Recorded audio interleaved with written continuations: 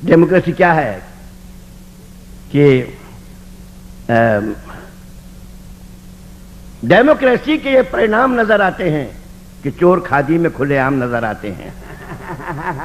Democracy के ये परिणाम नजर आते हैं कि चोर खादी में खुलेआम नजर आते हैं। जो कल तोला न थे, न माथा थे, न रत्ती थे, वही कुर्सी पे किलोग्राम नजर आते हैं।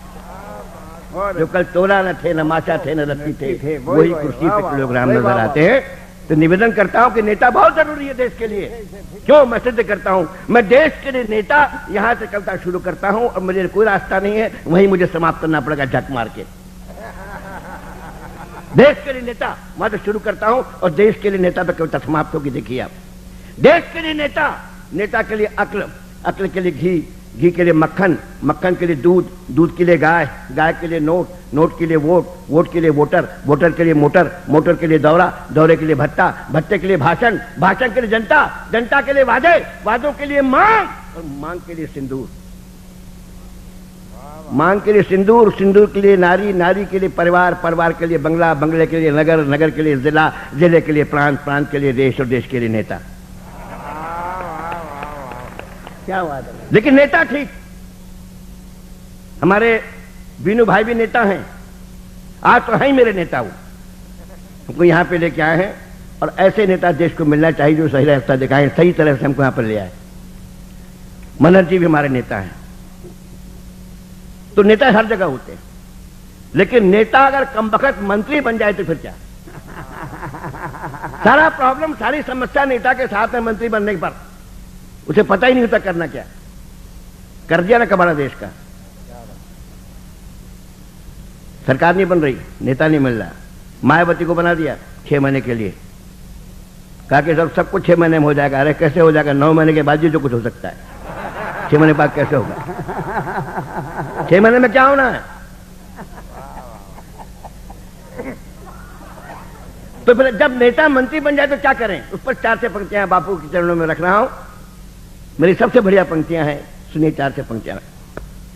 नए नए मंत्री ने अपने ड्राइवर से कहा आज कार हम चलाएंगे। ड्राइवर बोला हम उतर जाएंगे।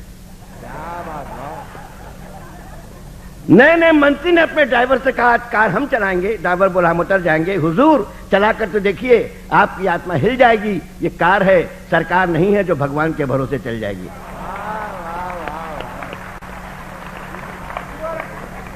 नए नए मंत्री ने अपने ड्राइवर से कहा आज कार हम चलाएंगे। ड्राइवर बोला हम उतर जाएंगे। हुजूर चला कर तो देखिए, आपकी आत्मा हिल जाएगी। ये कार है, सरकार नहीं है जो भगवान के भरोसे चल जाएगी, भगवान के भरोसे चल जाएगी।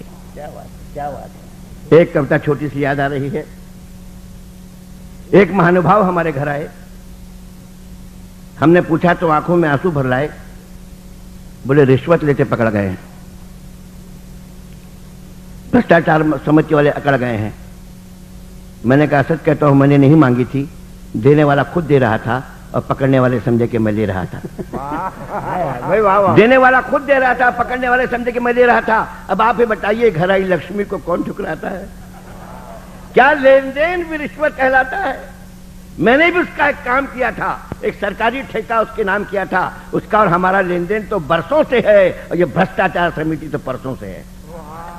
उसका और हमारा लेन देन तो बरसों से है, ये भ्रष्टाचार समिति तो परसों से है। एक कविता सुनाने का मन है, थोड़ा सा व्यंग भी है, हास्य भी। देखें आप किस तरह से बन जाती है कविताएं। और मैं तो ऐसी कविताएं बुना करता हूं जिसमें कुछ सार्थकता हो तो अच्छा लगता है मुझे। एक सुनिए कविता। मैंने कल्पना की बापूजी कि जहां भी ईमान होगा ना, वो ऐसे आश्रम में ही होगा, कोठियों में नहीं होगा। वहां रह ही नहीं सकता, मिल ही नहीं सकता। हमें अगर ढूंढना पड़ जाके ढूंढना पड़ेगा ईमान को, तो हमें जंगल ही जाना पड़ेगा, आश्रम में ही जाना पड़ेगा। इसी पर कविता लिखिए, सुनिए आप। ईमान जी को खोजते खोजते जैसे ही उनके आश्रम में पहुंचे तो आश्रम की जगह कोठी नजर आई। हमने जैसे ही कॉल बेल दबाई, एक नारी बाहर निकल करके आई और बोले किससे काम है भाई? हमने पूछा ईमान जी घर पर हैं? वो बोली ईमान जी को गुजरे हुए बरसों बीत गए, आज के नए बेईमान जी रहते हैं। ईमान जी को गुजरे हुए बरसों बीत गए, आज के नए बेईमान जी रहते हैं। मैं उनकी बीवी हूं, मुझे महंगाई कहते हैं। मैं उनकी बीवी हूं, मुझे महंगाई कहते हैं। हमने कहा ईमान जी की एक बेटी थी, बोले जी हाँ गरीबी। हमने पूछा ईमान जी की एक बेटी थी, बोले जी हाँ गरीबी, पीछे वाली झोपड़ी में रहती है, उसने हिंदी के टीचर से शादी कर ली। उसने हिंदी के टीचर से शादी कर ली, अपनी रेशम जैसी जवानी खादी कर ली, 50 वर्षों में कपूतों के ढेर लगा दिए। अपना तो एक ही सपूत है, भ्रष्टाचार। सामने वाले बंगले में रहता है और जमाना उसे प्यार से शिष्टाचार कहता है। सामने वाले बंगले में रहता है और जमाना प्यार से उसे शिष्टाचार कहता है।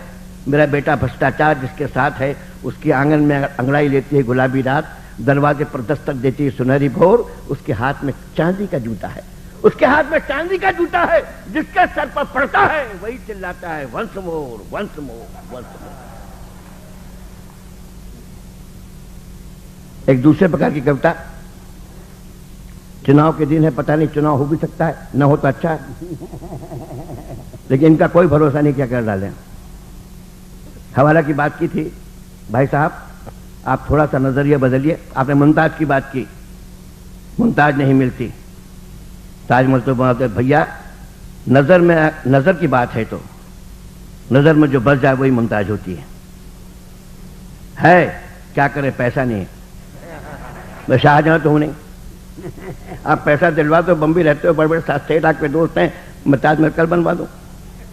लेकिन ताजमहल बनवाने से फायदा क्या, एक ताजमहल तुम्हारे आगरे के पीछे पड़ा हुआ है, आगरा को नष्ट करने में लगा हुआ है।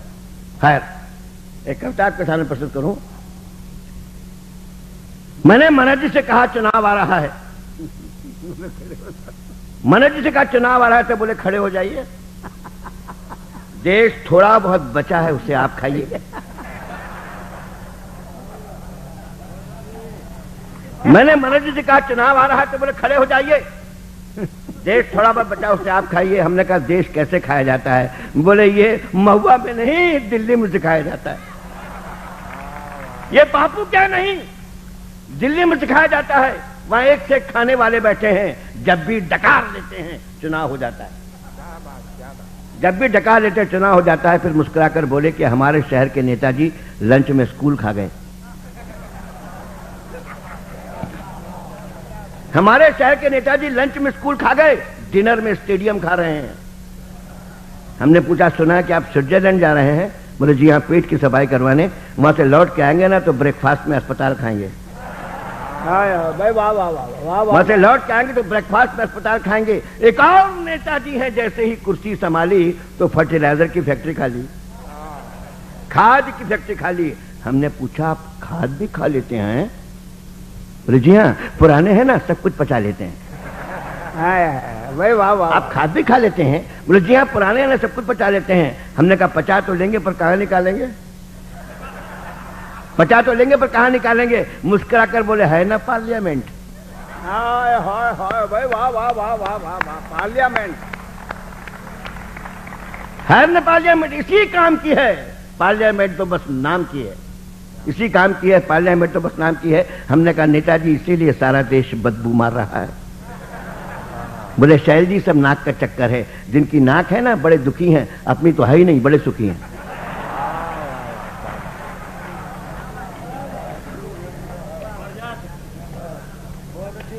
धन्यवाद।